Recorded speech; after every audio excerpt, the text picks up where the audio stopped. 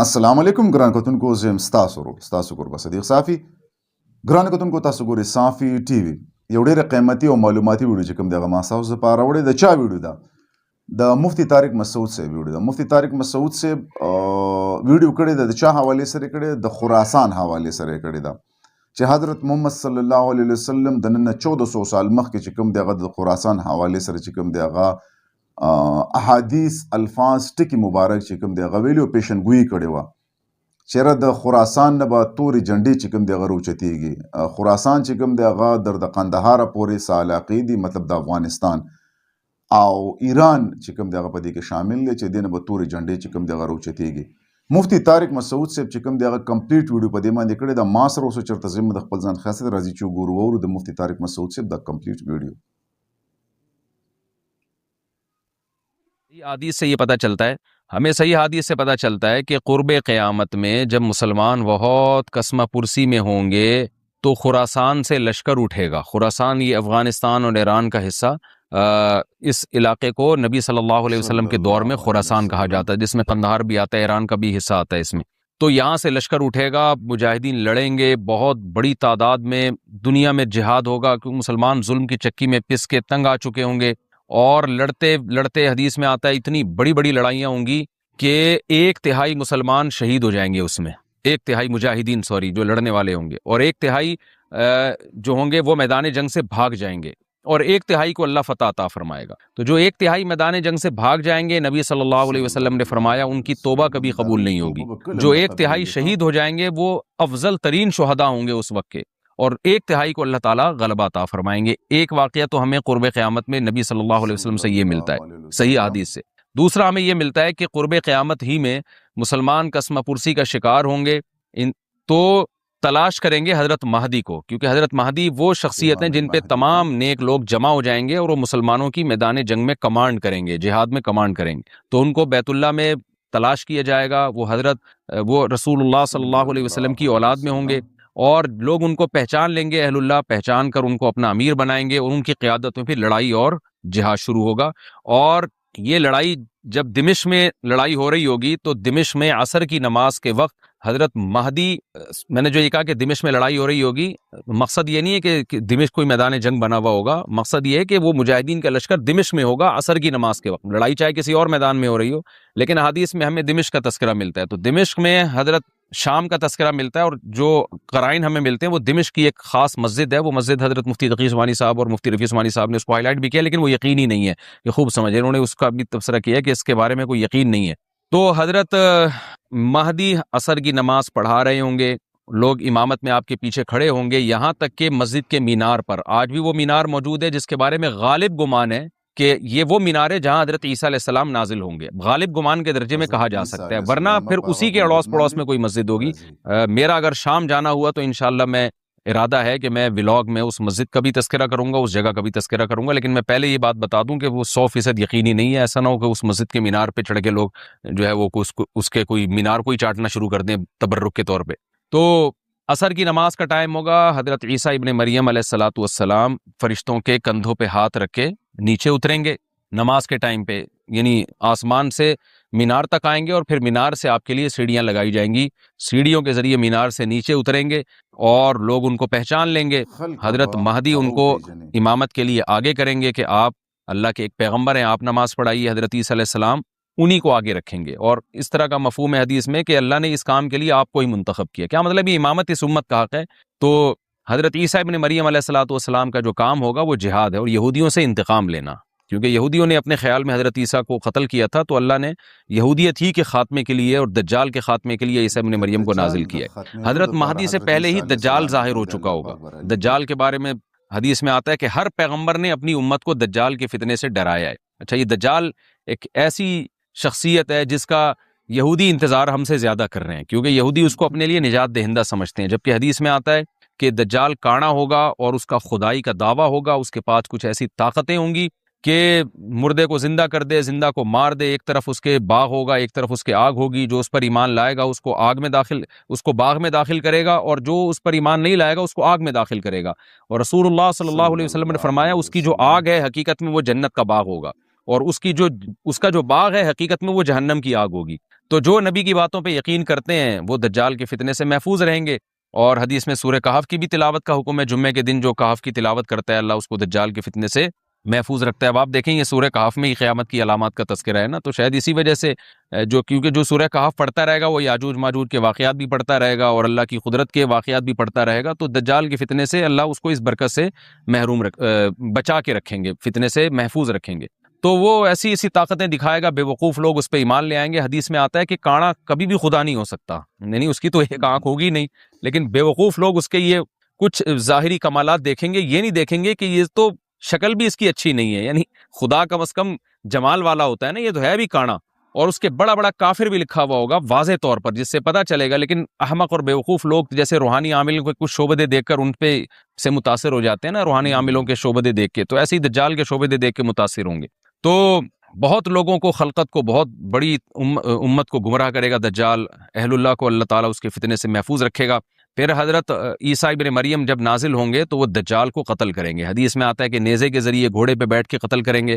علماء نے اس حدیث کا دو مطلب بیان کیے ہیں کہ یا تو اس کا مطلب یہی ہے کہ واقعی گھوڑے پہ بیٹھیں گے، نیزہ استعمال کریں گے، اور زمین جو ہے وہ اتنی پہلے اس سے جنگیں ہو چکی ہوں گی کہ لوگ دوبارہ تلواروں گھوڑوں کی طرف آ جائیں گے۔ اس بات کا امکان ہے، ہر ملک ایٹمی طاقت بن چکا ہے، تو اگر یہ ایٹم بم سارے ملک آپس میں چلا دیں تو ہم دوبارہ گدے گھوڑوں والی زندگی پر آ جائیں گے، ٹیکنالوجی ساری تباہ و برباد ہو جائے گی، انسان کی ترقی۔ تو اس بات کا بھی امکان ہے کہ کوئی اس سے پہلے ہو سکتا ہے کوئی ایسی جنگ عظیم ہو کہ انسانیت دوبارہ پہاڑوں پتھروں کے دور میں آ جائے۔ لیکن ظاہر یہ معلوم ہوتا ہے کہ رسول اللہ صلی اللہ علیہ وسلم نے جو کلام کیا ہے، ظاہر ہے اس دور کے لحاظ سے جو لوگوں کے جہاں تک جو لوگوں کی مینٹل اپروچ ہے وہاں تک، تو نبی صلی اللہ علیہ وسلم میزائل یا اور ٹینکوں کا تذکرہ کرتے تو کیا سمجھ میں آتا؟ تو گھوڑے سے مراد ہے جو اس زمانے کا گھوڑا ہوگا، اور نیزے سے مراد ہے اس زمانے کا جو اسلحہ ہوگا، کیونکہ نیزہ نبی کے دور کا ایک مناسب اسلحہ تھا اور گھوڑا نبی کے دور کی میدان جنگ کی ایک مناسب سواری تھی۔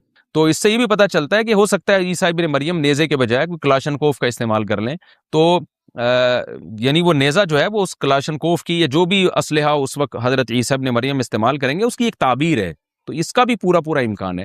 تو ہمیں بہرحال اتنا ایمان ہمارے لیے ضروری ہے کہ دجال کو قتل کرنے والی جو ذات ہے، جو شخصیت ہے، وہ عیسیٰ ابن مریم علیہ الصلاۃ والسلام ہے۔ تو حضرت عیسیٰ کے ذریعے اللہ تعالیٰ دجال کو قتل کریں گے، اور حضرت عیسیٰ کی قیادت میں زبردست جہاد ہوگا۔ حدیث میں آتا ہے کہ عیسیٰ ابن مریم اس دنیا کو امن سے بھر دیں گے، اتنا امن ہو جائے گا اور اتنی مالی فراوانی ہوگی، اتنی مالی، کیونکہ دنیا میں مال بہت ہے، ڈسٹریبیوشن صحیح نہیں ہے، جو تقسیم ہے نا مال کی وہ ظالمانہ ہے، جس کی وجہ سے غریب سے غریب تر ہے، امیر سے امیر تر ہے۔ حضرت عیسیٰ ابن مریم ایسا نظام قائم کریں گے کہ جس سے مال کی صحیح تقسیم، اور لوگ اٹھیں گے زکوٰۃ کا مستحق تلاش کریں گے، اور لوگوں کو زکوٰۃ کا مستحق نظر نہیں آئے گا، غریب تلاش کرنا مشکل ہو جائے گا۔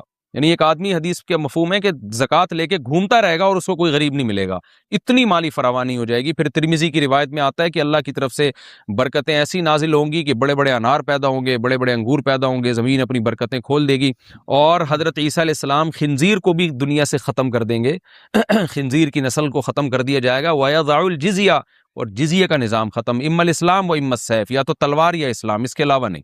تو نبی صلی اللہ علیہ وسلم کو اللہ نے جس مقصد کے لیے دنیا میں بھیجا تھا، اس مقصد کی جو تکمیل ہے وہ عیسیٰ ابن مریم کے ذریعے۔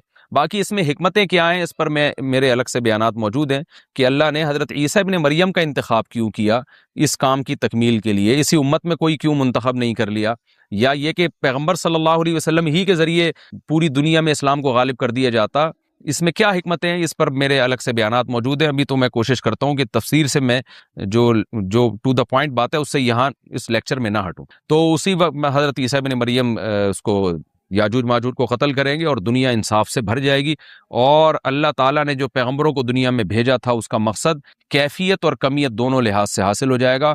اس کے بعد پھر آہستہ آہستہ دنیا میں زوال شروع ہوگا، اور پھر جب پوری دنیا کے لوگ زوال کا شکار ہوتے ہوتے کفر کی طرف جائیں گے، گناہوں کی طرف، اور حدیث میں آتا ہے جب تک ایک شخص بھی اللہ کا نام لینے والا ہوگا اس دنیا پر قیامت نہیں آئے گی، یہاں تک کہ آخری شخص جب دنیا سے اٹھے گا جو اللہ کا نام لیا کرتا تھا، تو اس کے بعد اللہ تعالیٰ سور پھونکیں گے، جبریل کو حکم دیں گے سور پھونکنے کا، اور اس دنیا کو تباہ و برباد کر دیا جائے گا۔ تو آگے قرآن کہتا ہے وَنُفِخَ فِي الصُّورِ، اور پھر سور میں پھونکا جائے گا، فَجَمَعْنَاهُمْ جَمْعًا، پھر ہم ان تمام انسانوں کو جمع کر دیں گے، وَعَرَضْنَا جَهَنَّمَ يَوْمَئِذٍ لِلْكَافِرِينَ عَرْضًا، اور قیامت کے دن ہم جہنم کو یومئذ جس دن ایسا ہوگا یعنی جس دن سور پھونکا جائے گا، یہ دوسرا سور مراد ہے، للکافرین عرضا کافروں کے سامنے پیش کر دیں گے، الذین کانت اعینہم فی غطاء عن ذکری، یہ وہ لوگ ہیں جن کی آنکھیں میری یاد سے پردے میں پڑی ہوئی تھیں، یعنی میری یاد کی چیزیں ان کو نظر ہی نہیں آتی تھیں، غفلت میں پڑی ہوئی تھی جن کی آنکھیں، وَكَانُوا لَا يَسْتَطِيعُونَ السَّمْعَ، اور یہ سننے کی صلاحیت بھی نہیں رکھتے تھے، نہ حق بات سنتے تھے نہ حق دیکھتے تھے، بس اپنے خواہشات کی جو چیزیں ہیں وہ ان کو اچھی لگتی تھیں اور وہی ان کو سمجھ میں آتی تھیں۔ تو یہ ہمارا رکوع الحمدللہ کمپلیٹ ہو گیا۔ اس رکوع میں ہمیں بہت سارے اسباق ملتے ہیں، میں نمبر وار اس کو مختصراً بیان کر دیتا ہوں۔ پہلی بات تو یہ کہ دیکھیں اللہ تعالیٰ نے کیسے کیسے بادشاہ دنیا میں بھیجے ہیں اور کتنے پاورفل بادشاہ۔ حضرت ذوالقرنین کا نام ہی قرن والا، دو کناروں والا، زمین کے بہت بڑے حصے کو حضرت ذوالقرنین نے فتح کیا، اور اللہ کے نیک بندے کیسے اللہ کے راستے میں لڑتے رہے ہیں۔ تو یہ جو لوگ بیٹھ جاتے ہیں نا بس عبادت کرو اور لڑائی وڑائی اسلام میں ہے ہی نہیں، یہ دنیا میں کوئی بھی عقل مند اس نظریے کا حامی نہیں ہوگا۔ تو طاقت اور قوت کی اسلام میں بہت زیادہ اہمیت ہے۔ اس سے ہمیں یہ بھی پتہ چلتا ہے کہ اپنے ملک کی، خاص طور پر اسلامی ملک کی جو فوجی قوتیں ہیں، جو فوجی طاقتیں ہیں، ان کی ہمیں قدر کرنی چاہیے، کیونکہ اگر کوئی بھی ملک عسکری لحاظ سے کمزور ہو جائے، کیونکہ اللہ تعالیٰ تو جو عسکری لحاظ سے طاقتور قومیں تھیں اللہ نے ان کا کتنا تذکرہ کیا، ہاں وہ اللہ کے باغی نہ ہو۔ تو اسلامی ملک میں کوئی بھی اسلامی کنٹری ہے، چاہے سعودی عرب ہے، چاہے پاکستان ہے، چاہے ترکی ہے، کوئی بھی اسلامی کنٹری ہے، اس کی فوج کی قدر کرنی چاہیے، کیونکہ اسی کی وجہ سے ملک کا بارڈر محفوظ ہوتا ہے۔ اگر مسلمان عسکری لحاظ سے کمزور ہونا شروع ہو جائیں تو کافر ہمیں گاجر مولی کی طرح کاٹنا شروع کر دیں، اسلام دشمن قوتیں ہمیں کھا جائیں، ختم کر دیں ہمیں کھا کے۔ تو نیک قوتوں کو اپنی بقا کے لیے ہمیشہ سے ایک اسلحے کی اور طاقت کی ضرورت رہتی ہے، اس کی اہمیت اسلام میں بہت زیادہ ہے۔ موسیٰ علیہ الصلوۃ والسلام کے بعد کتنے بڑے بڑے جنگی کمانڈر پیدا ہوئے، ذوالقرنین کا اللہ نے کیسا تذکرہ کیا، ذوالقرنین کی عبادت کا کہیں بھی تذکرہ نہیں، حالانکہ وہ بڑے عبادت گزار بھی تھے۔ داؤد علیہ السلام کی عبادت کا تذکرہ بھی ہے، ان کی تلوار اور طاقت کا تذکرہ بھی ہے۔ تو اللہ تعالیٰ جہاں عبادت کا تذکرہ کرتے ہیں تو طاقت اور قوت کا بھی تذکرہ کرتے ہیں، اس سے عسکری لحاظ سے اپنے آپ کو مضبوط کرنے کی اہمیت کا ہمیں پتہ چلتا ہے کہ اسلام میں اس کی بڑی اہمیت ہے۔ کسی بھی اسلامی ملک کی فوج کا مورال کسی بھی لحاظ سے ڈاؤن نہیں ہونا چاہیے، اور عسکری لحاظ سے وہ کسی بھی لحاظ سے کمزور نہیں ہونی چاہیے، اور اس کو چاہیے کہ اعدوا لهم ما استطعتم من قوہ پر عمل کرے، کہ قرآن کہہ رہا ہے روز بروز اپنی طاقت اور قوت میں اضافہ کرنے کی کوشش کرو۔ اس سے مسلم قوم کو کبھی بھی غافل نہیں ہونا چاہیے، اور کوئی بھی ایسا کام جس سے مسلمان قوتیں اور طاقتیں کمزور ہونا شروع ہو جائیں، اس کام سے ہمیں بچنا چاہیے۔ دوسری بات ہمیں یہ پتہ چلی کہ اللہ تعالیٰ نے اہل اسلام کے ذمے پوری دنیا کی ذمہ داری لگائی ہے، کسی ایک ملک کی نہیں۔ جتنے بھی پیغمبر آئے ہیں جب وہ دنیا فتح کرنا شروع کی ہے تو کہیں رکے نہیں ہیں وہ کہ بھئی یہاں تک، اس سے آگے نہیں جانا۔ ان کی صلاحیت ہی ختم ہو گئی ہو، وسائل ہی ختم ہو گئے ہوں تو الگ بات ہے۔ تو پوری دنیا ہے جس میں اللہ کے دین کو غالب کرنا ہے۔ اب اس کا طریقہ کیا ہوگا؟ ظاہر ہے جو جس زمانے میں سوٹیبل طریقہ ہو وہ اختیار کیا جائے گا۔ تو حضرت ذوالقرنین پہلے انتہائی مشرق کی طرف گئے ہیں، جہاں سورج نکلتا ہے، تو وہاں سے جہاں سے آبادی شروع ہو رہی ہے، اور ان کا خیال تھا کہ اب آگے آبادی نہیں ہے، تو پھر جا کے سٹاپ کیا ہے۔ مغرب میں بھی ایسے ہی، شمال میں بھی ایسے ہی۔ تو ہمیں جب دیکھتے ہیں کہ جب صحابہ کرام نے دنیا فتح کرنا شروع کی ہے تو ہمیں مسلمان کمانڈروں میں بھی ایسے واقعات ملتے ہیں کہ وہ علاقے فتح کرتے کرتے سمندر کے کنارے پہنچے اور انہوں نے سمندر کو دیکھ کے کہا کہ تیرے آگے بھی آبادی ہوتی نا تو ہم اللہ کا کلمہ وہاں بھی بلند کرتے۔ تو یہ دور تھا مسلمانوں کا، اور یہ عیسیٰ ابن مریم دوبارہ پھر وہی کریں گے، پوری دنیا کو فتح کریں گے۔ تو حضرت ذوالقرنین کے اس واقعے سے پتہ چلتا ہے کہ پوری دنیا کی ذمہ داری اللہ نے ہمیشہ سے اہل اللہ پہ لگائی ہے، اور وہ پوری دنیا میں اللہ کے دین کو غالب کرنے کی کوشش میں ہمیشہ سے لگے رہے ہیں۔ تیسری بات ہمیں پتہ چلتی ہے کہ اسباب اور وسائل کی اہمیت۔ حضرت ذوالقرنین نے جب اتنا پہاڑوں کے بیچ میں اتنا یعنی لوہے کی پلیٹیں لگا کے، تانبا پگھلا کے آہنی دیوار بنائی ہے تو خوش ہوئے ہیں، ھذا رحمت من ربی، یہ میرے رب کی رحمت ہے۔ تبھی تو اللہ کا شکر ادا کیا نا، خوشی پہ شکر ادا کیا جاتا ہے۔ تو اس سے یہ بھی پتہ چلتا ہے کہ سائنس اور ٹیکنالوجی، دیکھیں یہ کام ٹیکنالوجی کے بغیر ممکن نہیں تھا۔ تبھی تو اس قوم نے کہا نا ذوالقرنین سے کہ ہم پیسے آپ کو دیں گے، لیکن ہمارے پاس وہ وسائل نہیں ہیں، وہ ٹیکنالوجی نہیں ہے ہمارے پاس۔ اور بظاہر ایسا لگتا ہے کہ ان کے پاس لوہا بھی تھا، تانبا بھی تھا، کیونکہ حضرت ذوالقرنین اب یہ تو نہیں ہے نا کہ زمین کے مشرق کی طرف دوبارہ لوہا جمع کرنے گئے ہوں، تو وہیں سے جو کچھ ہوگا نکالا ہوگا۔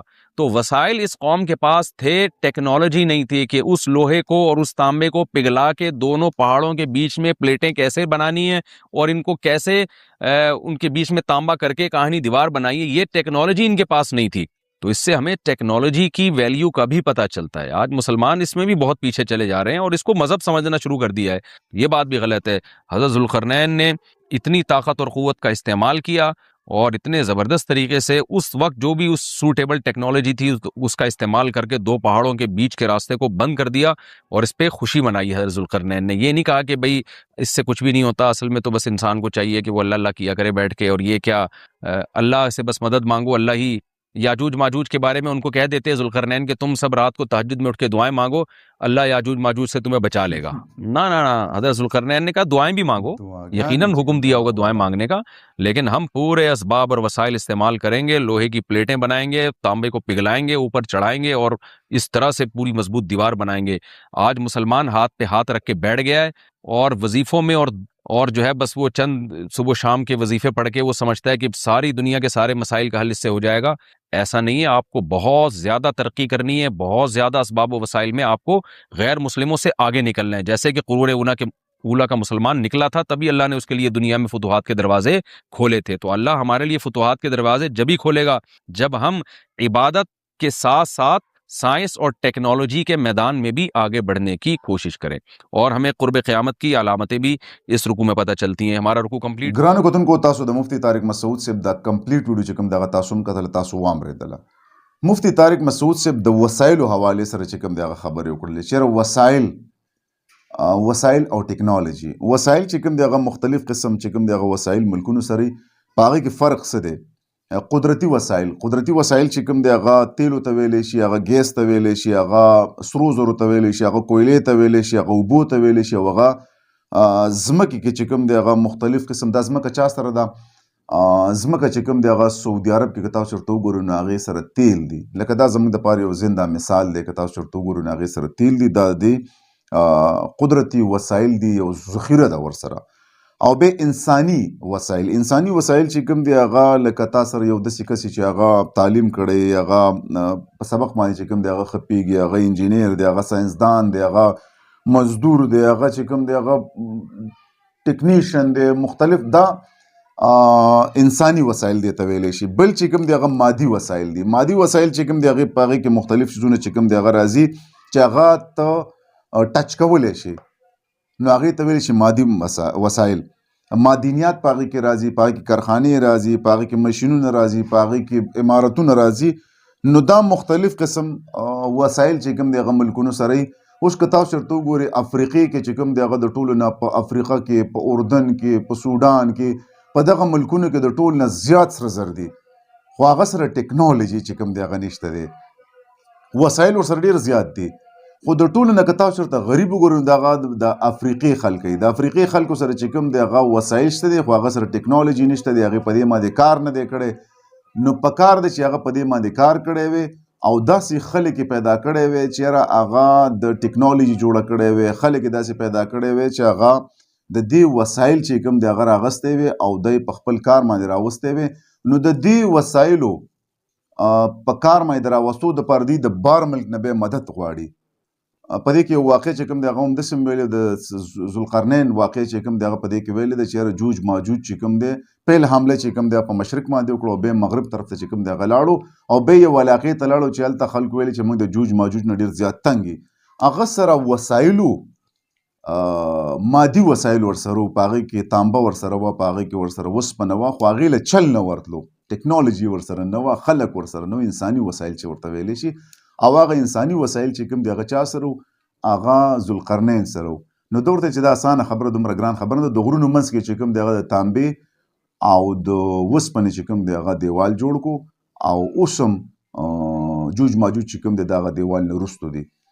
نو مسلمان چې کوم دی هغې کار نه دی کړی, د سره وسایل ډېر زیات دي. که چې څومره اسلامي ملکونه وګورئ, په هغې کې به هغه سره تیل مي, هغې کې به هغه سره تانبه مي, په هغې کې به هغه سره ګولډ مي, سره زر چې ورته ویلی شي, په هغې کې به هغه سره, خو ده کار نه دی کړی. په څه باندې؟ په انساني وسایل باندې.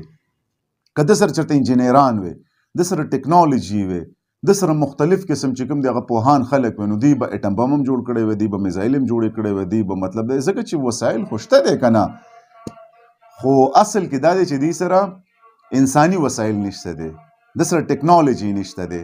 نو په دې باندې چې کوم دی هغه زمونږ مسلمان ملکونه چې کوم دی هغه په دې باندې کار نه دی کړی، په دې باندې چې کوم دی هغه کافرو په دې باندې کار کړی، نو هغوی سره هر یو شی شته دی. نو امید در به کوم چې دا ویډیو به ستاسو خوښه شوي. موږ سره اوسئ چېرته ځئ، د خپل ځان خیال ساتئ او د نوې ویډیو پورې صدیق صافي ته اجازه ورکړئ. د لوی الله په امان په لوی الله سپارم.